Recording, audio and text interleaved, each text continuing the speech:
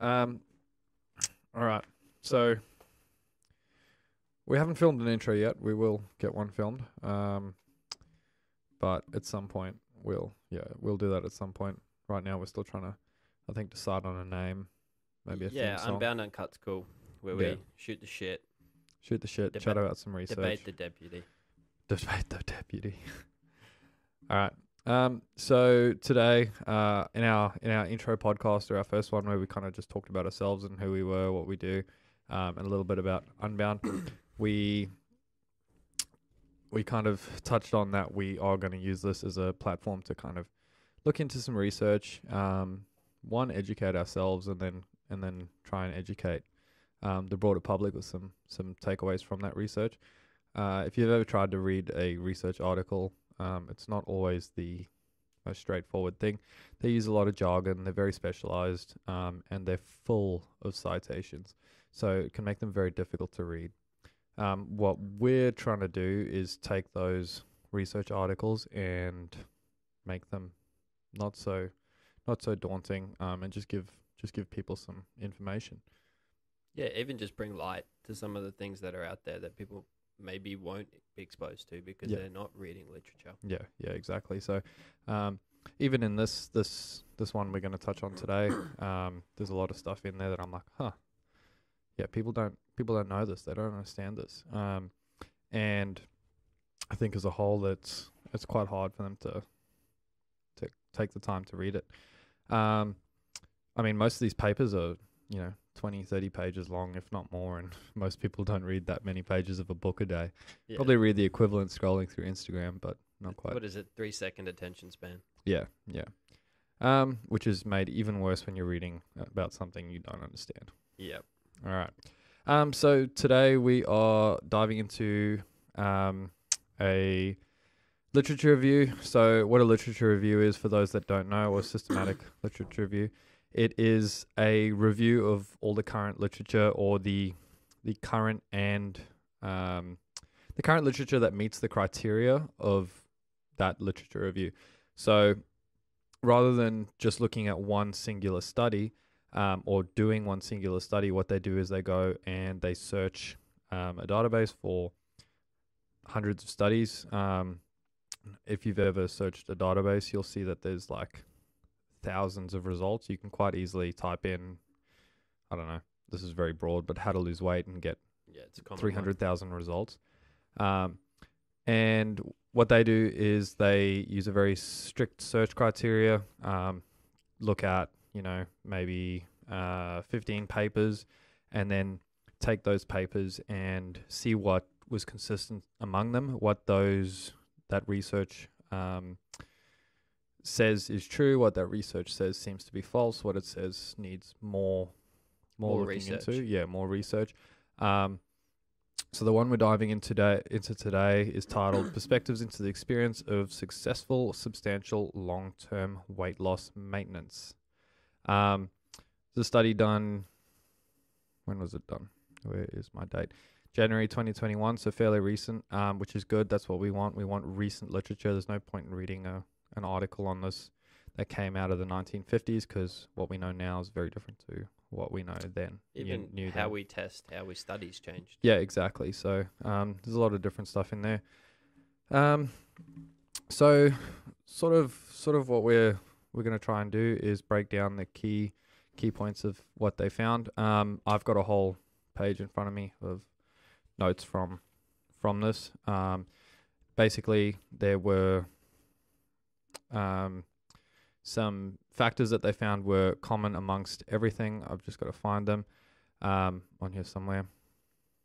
Yeah, I suppose I can cover the purpose. So the purpose of the study is basically what they talk about is the increasing prevalence of overweight and obesity, understanding the experiences, the strategies, and the challenges encountered when trying to achieve substantial weight loss or improvement, and then what factors lead to that being sustained over long term. Yeah, the success of that. Yeah, we often see in the first year people have either put back on the weight or more, and then you're looking at 3 years, it's almost 90+% of people are back to where they were. Yeah, if not worse, right? Like, we see it a lot where someone goes and loses a ton of weight in an extortionately short amount of time, and then you see them in half that time later, and they've put on more weight than they lost. So they've gone from someone might go from 90 kilos down to 60, and then that's a huge jump, but 90 kilos down to 60, and then within 2 months they're 100. Yeah. And they're like, oh, I don't know what happened. Now, this study, they found 10 main themes that emerged. I'll just sort of list them off. So continuous monitoring of the self, continuous monitoring externally, motivation, intrinsic and extrinsic. All right, so intrinsic being something internal to you that motivates you, such as feelings or wanting to identify something, and extrinsic being money or a number on a scale or something like that. A prize is a classic. Yeah, prize, public validation, etc. Then goal setting, self-defined and externally defined goal setting, and then enduring challenges. There were intrinsic challenges and extrinsic challenges.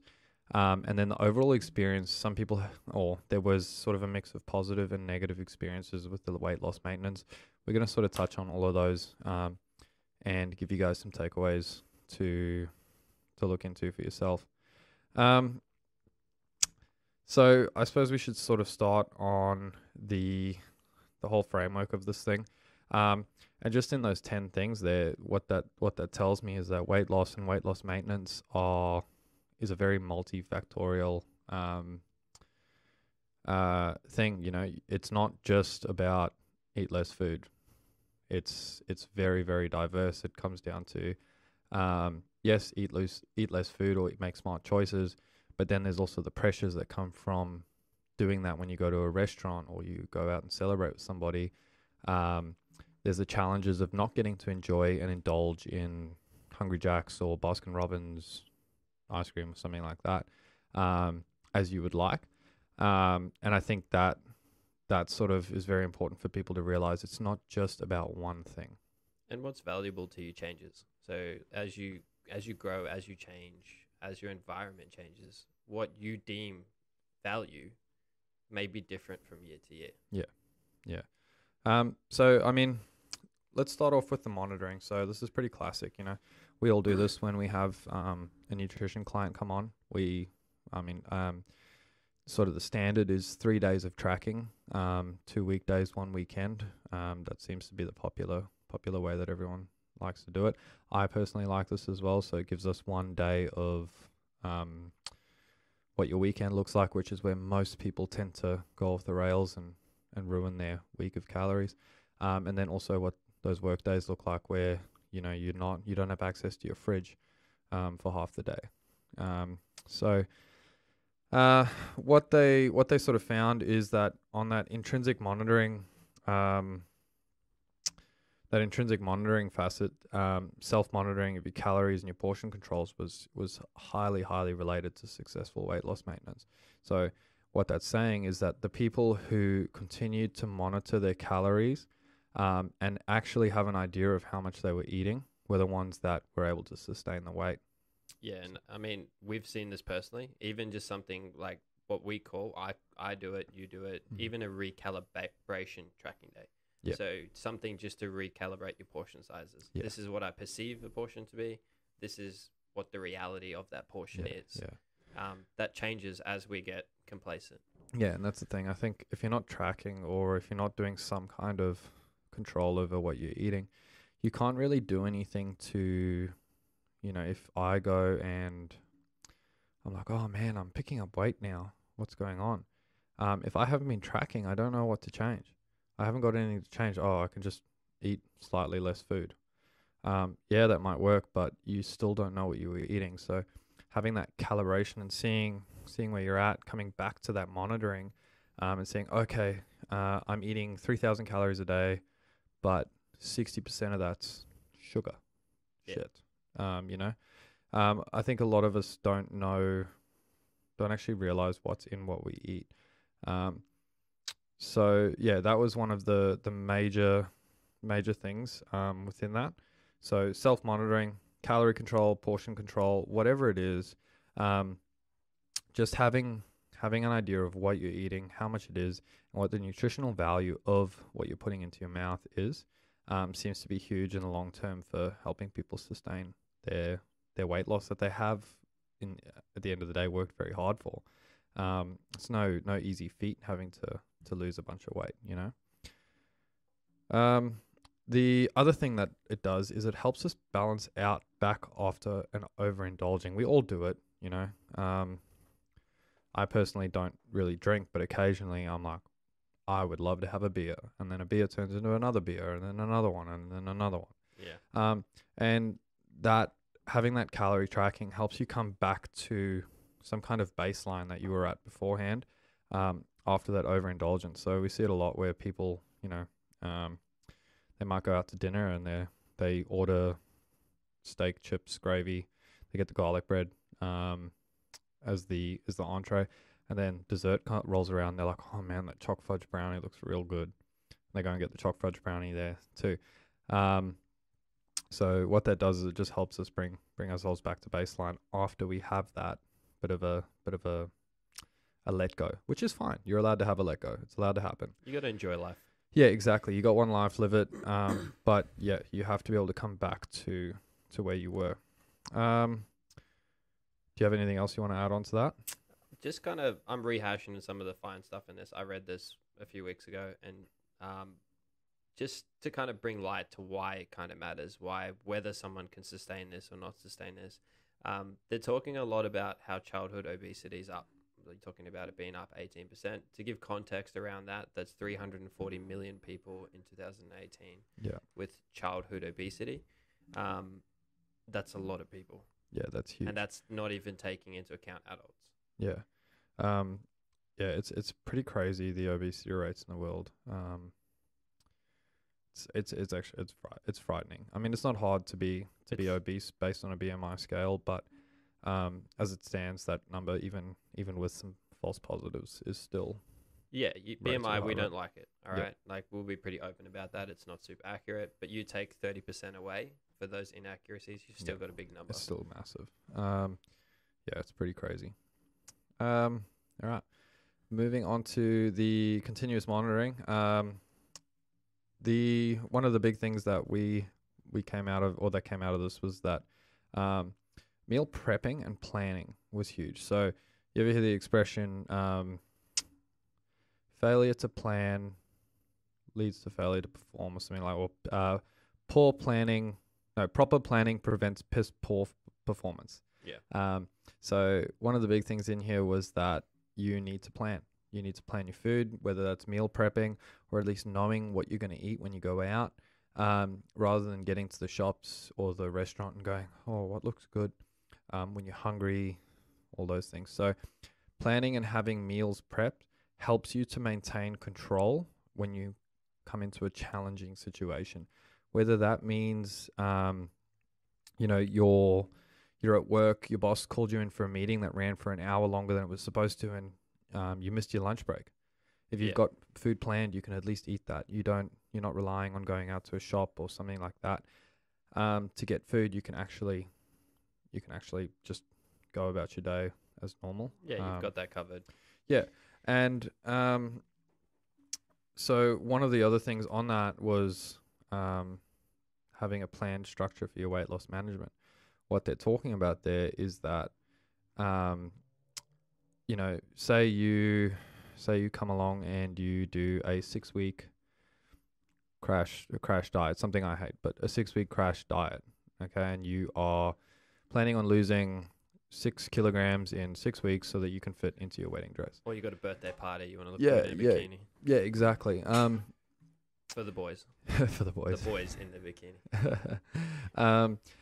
So you lose that weight, right? And then what then? Okay, the day's come, you've lost the weight. Yeah. What are you doing from that point? So having a planned structure with your nutrition coach, your dietitian, your healthcare professional, whatever that is absolutely crucial in making sure that you don't regain that weight and then some. So long term, don't be looking at the end goal. Look at the journey, look at the process, start to develop some systems that you can take away and you can continue long after your 6 weeks. We do that. Oh, I say this to a lot of the people that do our 6-week challenges. I don't want to see you again. Yeah. I don't want to see you for a second challenge. You shouldn't need me. You might wish to come back for some refresh or some extra accountability or something like that. That's all but you need. Yeah, you shouldn't be coming into it after having done our last one and being back to where you were. Yeah. So it's a new goal, the next thing. Yeah. So what I'm trying to say there is that it doesn't end when the weight loss ends. When you reach the target, you then have to maintain that. You then have to keep those same systems in place. Because I'll tell you what, if you drop 10 kilos, your body still has to reset to 10 kilos, and your body doesn't do that quickly. No, that takes, I think it's like 3 to 6 months or something like that for your body to reset and decide that this is my new weight. This is my new baseline. Yeah. Your body's this crazy homeostatic machine. Homeostasis means bringing back to baseline. So perfect idea. This is or an example of this is your body temperature. If you get too hot, you sweat, brings you back to baseline. You get too cold, you shiver, brings you back to baseline. And that baseline is literally like 2 degrees. Your body's really, really good at that. So your weight falls on the same scale. If you gain too much weight, your body's like, oh my God, I need to come back. Yeah. It's going to pull you right back. This tends to happen with muscle mass, not fat, by the way. Same thing for weight loss. You lose all that weight, your body's like, oh man, I need to get back to where I was. This is hard. So it's why this matters. Yeah. So plan structure. It doesn't end when the weight loss ends. One of the other ones on there that was huge for me was limiting bad food choices. This means not you go to the grocery store and there's a bag of Maltesers on sale for half price. Doesn't mean you get to buy the bag of Maltesers. Limiting your food choices means not buying that bag of Maltesers, not having snacks in the house or the bad snacks in the house, not having those things. Yes, again, like we say, you're allowed to... It's balance. Yeah, you're allowed to balance it out. But if you've got a problem where if you walk past the fridge, open the fridge, or the freezer, and there's a tub of ice cream in there, you're going to eat the whole tub of ice cream. You shouldn't have that tub of ice cream in your freezer. All right, if you want ice cream, go to Baskin Robbins, get a single scoop of ice cream on a cone. Make it, limiting that choice is important. So it's also only going to be value in moderation. So like that excitement and that treat in moderation is going to give you what you want. Yeah. When you have it in excess, you also lose what you you get bored of it. You don't want that ice cream anymore. Now it doesn't have the same effect. Yeah, and I'll tell you what, and we're going to touch on it in a second, but that food becomes your crutch. When do you eat ice cream? Either when you're feeling really happy and I really want some ice cream, or when you're feeling really down and you're like, oh man, I just want to eat a bowl of ice cream and watch a movie. Yeah. And yes, that's harmless in an instant, but what happens is that food slowly turns into your emotional crutch. The most common thing for people is alcohol. Alcohol is an emotional crutch. And it's with change. Yeah. It doesn't even have to be a negative or positive. Yeah, just change. And again, we'll touch on that. It's all in there, right? It's crazy. So just limit those food choices. I myself don't buy beers. I don't buy a 6-pack or a 24-pack of beers. If I want a beer, I go to the shops and I buy one beer, like just one can. Yeah. Have a goal around it. Dry July is a classic one. Everyone does Dry July. It feels so much better. We see people train better. Yeah. More energy. Yeah. More consistent. Yeah, 100%. And it's like, didn't have to be Dry July. You could have just made it more balanced, more manageable. All right. So I think that's pretty much it on the monitoring. Extrinsic monitoring is pretty straightforward. That's just having someone to keep you accountable. That might be a coach, healthcare practitioner, that looks at your MyFitnessPal, tells you, hey, what happened here? Where's your calorie intake gone? Why aren't you hitting your protein targets? Why aren't you doing this? Whatever it is. But having those things to look at. It also is progress pictures, numbers on the scale, those little things. We don't like getting super obsessed with numbers on the scale because 100 kilos can look very different for very different people. You know, I might weigh 100 kilos of lean mass, oh, I wish, or I might weigh 100 kilos of fat mass. Those two things look incredibly different. I've had it lots of the times with clients where they're like, I'm heavier. I'm like, yeah, but have you looked at yourself? Yeah. Like, you know, you got abs. And if the scale's going down fast, it's generally not going to be fat mass. Exactly. Like everyone knows by now that muscle is a lot denser than fat. Yeah. All right. So if you dropped a kilo of fat, visually you will look very different. Yeah. And you've only shifted 1 kilo. Yeah. Yeah. Exactly. So yeah, from there, I mean, we can dive into motivation. Some pretty basic stuff on motivation. I think one thing, I don't know if you've noticed it in the study. Did you notice where they talked about aesthetics? So people who train for aesthetics tend to rebound more. Yeah. Yeah. And I just think it's hard to measure, and that's why. So if we look at, it's not that training for aesthetics is bad. You just have to have some form of unit of measurement or tracking, like you're talking about, and then that goal reset once you've achieved the goal. So use that motivation from accomplishment and now set the next one. Yeah, exactly. And you know, on that, that comes back to intrinsic and extrinsic motivation, which we're going to dive into. Aesthetics is an extrinsic goal, right? You're seeing something external. Yes, it's the way you look, but you're seeing this external thing and you're realizing, oh, this doesn't make me feel that good. Like, I don't feel any different. And as you age, it changes. Yeah, exactly. It is important that people have positive self-image, but the stress of that aesthetic can also become a problem. But so intrinsic goals, or intrinsic motivators, sorry, goals are the same too, but are a much stronger motivator than extrinsic. You are far more likely to tough it out through something tough if you have a strong intrinsic motivator or driver versus a strong extrinsic motivator or driver. If I'm going to pay you $1,000 to suffer for an hour, or you're going to come out of that hour of suffering feeling better, I know it doesn't sound like it's true, but you'll be more motivated for the feeling better than the $1,000. That's probably not the greatest example, but these identifying factors, or how you identify yourself, count as intrinsic goals, and they're much more powerful when shit gets hard. We see it with people who come in and it's like, I want to be able to play with my grandkids. Yes, so that's one of them. That's huge, right? When I'm old, it's health. Yeah, exactly. So those health-related goals, the intrinsic, that is a much stronger much stronger driver for somebody than I want to be 20 kilos lighter. I want to look like this chick on Instagram. Yeah, we exactly. Get that all the time. Yeah, heaps of it.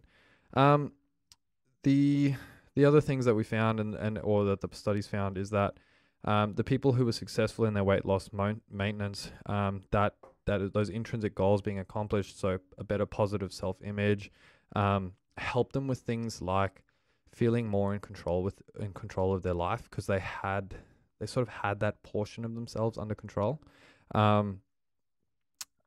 which I think is huge. You know, if you start to feel like your life's under control, it's getting on track, those kind of things, you're very motivated to sustain that. And if that is weight loss related, then that's fine. But yeah, so the improvement of positive self-image just helps to maintain the behaviors and the routines and all those kind of things that led to the weight loss, that helps with the maintenance of that weight loss. The other thing was that people understood their comorbidities. So where I see that is, and I might be a bit controversial here, is I know there's the whole body positivity movement, right? And people are like, no, it's okay, you're allowed to be plus size, etc. And that's fine. Yes, you are allowed to be plus size. Some people hold more fat than others.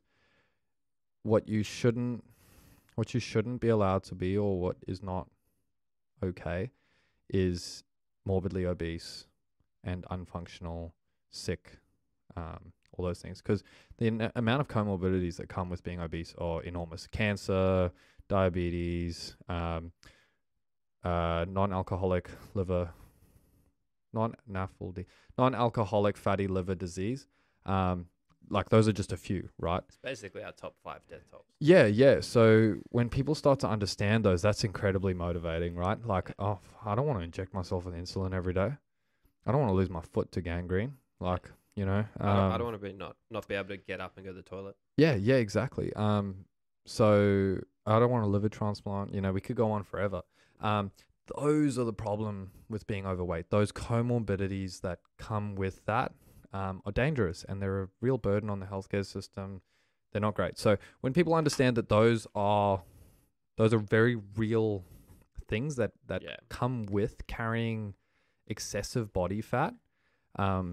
We just have to understand it. Yeah. It's the other end of the spectrum as well. If we look at what we've seen, it's come from the fact that you've almost had the other end of unhealthy. Yeah. And this is the fight back against that. Yeah. So instead of us finding a middle ground, we've almost gone the other way. Yeah. Then on those intrinsics, the last one was that people start to form a new identity. So I don't mean this as in they're a different person, but what they start to see is, or they have is like an ice cream I'm really using ice cream a lot. Someone invites them out for you have an ice cream after this? I probably will. Someone invites them out for McDonald's and then some drinks. That's a really poor night, but McDonald's and then some drinks. That change in identity that someone has where they say, no, I'm not the type of person that does that, is really helpful in driving them. Rather than just saying, no, I don't want to do that. It's no, I don't do those things. You know, that doesn't align with who I am. That's quite important too. So people start to feel reshaped. They feel different. They feel like a new person. That new person does things differently and has different routines, different habits, different hobbies. Well, even better is it's like, yeah, I'm coming out for the social interaction, but I'm having grilled. You have Macca's or you have whatever you want, and I'll have one beer. I'm not staying out till 4 a.m. drinking all night. Yeah, exactly. Moving into extrinsic. So we'll touch on this really quickly because this wasn't a crucial component, but it was helpful. So some of it is that people get some extrinsic motivation from being a mentor to someone else who's trying to lose weight. So if I've gone and lost 20 kilos and my friend Charlie is trying to lose 10 kilos, I've been through that. I know what Charlie feels like, and I want to mentor Charlie, but I can't do that if I'm putting my weight back on. Yeah. So leading by example. Yeah, lead by example. Find people to help. Find people to inspire and motivate is huge. The other ones are social acceptance. So obviously, if you're around a social group of healthy, fit people, you're more likely to be healthy. Yeah, exactly. And it's the opposite is true as well. Yeah, exactly. So people want social acceptance. They want to be accepted into the group of people that they effectively want to mirror or want to be like. So they're motivated by that as well. And those behaviors are accepted in those groups. Yeah. As where one, it might not be accepted. Yeah, exactly. I remember, I sort of, when I started training a lot and competing, I stopped hanging out with my old friend group, who I do miss dearly, but they weren't good for me. Yeah. You know, they drank 3 nights a week and partied all the time. Didn't align with your goals. Yeah, exactly. It didn't align with who I wanted to be and what I was. I miss those friends a lot, but I care more about what I'm doing now. Yeah. So on the topic of goals, the next thing was goal setting. So clear, personalized goals. Dated. Crucial. Yeah, dated. Have a time frame. Yeah, there's got to be a time frame. So we often use SMART, which is oh god, I can't remember now. Specific, measurable, achievable, related. Yeah, related to what you're trying to do. And time constraint is sort of a goal setting process we use, but it means it needs to be specific. I want to lose X number. It's realistic, isn't it? Yeah, realistic. Realistic. Sorry, yeah, realistic. Yeah. Realistic and achievable seem to be interchangeable, I think. Yeah. measurable. You got to measure it, so it needs to have some kind of number, visual, whatever it is. You can't just say. Aesthetics can be hard with that because it changes from person to person. So sometimes having aesthetic goals great, but measure your bicep and go, I want it to go from 33 to 35. Yeah, exactly. But what I thought was interesting is that self-defined goals were more beneficial than externally defined goals. So an externally defined goal was something like, I want to weigh 60 kilos versus I want to be able to play with my grandkids. So those self-defined goals were much more powerful in helping people maintain their weight loss. Then and I really like this because I'm all about routine. The people that were most successful had routine. And this is where that planning comes into play, everything like that. They had a regular gym routine. They might have played sports. They knew what their food was supposed to be. They knew what their calories were supposed to be. And they were able to adjust all of this to life events. So if someone died in the family, or they had to go to a celebration or a party or something like that, they were able to adjust because they had a routine, they had a plan, and that made it much easier. They say in the studies that the people who reported weight regain most predominantly were the ones who didn't have that in place. They didn't have routines. They didn't plan. They didn't track. So the biggest thing that I took away from this whole thing is plan. Have a routine. Do the same things every day. It's behaviors and habits, but a lot of that's going to come down to education too. Yeah. They understand what they need based on the circumstances and environment. So like you said, they pivot when they need to pivot. Yeah, exactly. So, and that's where it does get hard, is if you haven't been educated or you don't know, it does make it very difficult for you to make that pivot when something gets in the way. But that's where our job comes in as coaches, is trying to help people understand what they're doing, why we're doing it, what needs to be, and then still trying to make that a habit for those people. I think it's good. There's a lot of takeaways here for everyone. I think a big thing with a lot of these people, what I read through, no one was following any specific diet. No, it's not like any of them are, I can only fast, I can only keto, I can only. It was just balancing. Yeah, 100%. So my biggest one of the things I like to say to people is, and I may have even said it on the last podcast, but when you're eating something, if you think to yourself, man, I really shouldn't be eating this, you shouldn't be eating it. Yeah. You know, I say it to people all the time. They're like, oh, man, how do I eat healthy? I'm like, simple. Just don't eat like an asshole. Which I then have to elaborate on quite a lot, and say to them that it's eating a balanced diet, lots of whole foods, fresh foods, limiting packaged foods and processed sugars, you know. That's sort of where we go from there. And something I've sort of realized over the last year or two is that when I say to somebody, don't eat like an asshole, they don't know what eating like an asshole is. They actually have no idea. They don't know that 3 bowls of Cocoa Pops with 2 scoops of sugar a day is a bad thing. And 6 coffees. They actually have no idea. So it's I don't want to say it's horrifying to me, but it does worry me how uneducated people are about what a balanced diet actually looks like. You look at the average Western diet and it's not good. Great. Even in kids, it's crazy. It's terrible. I remember as a kid, when we lived in the Middle East, you could buy 24 packs of Coke for dirt cheap. And I was allowed 1 a day. I look at that now, I'm like, oh my God, Mom, why'd you let me do that?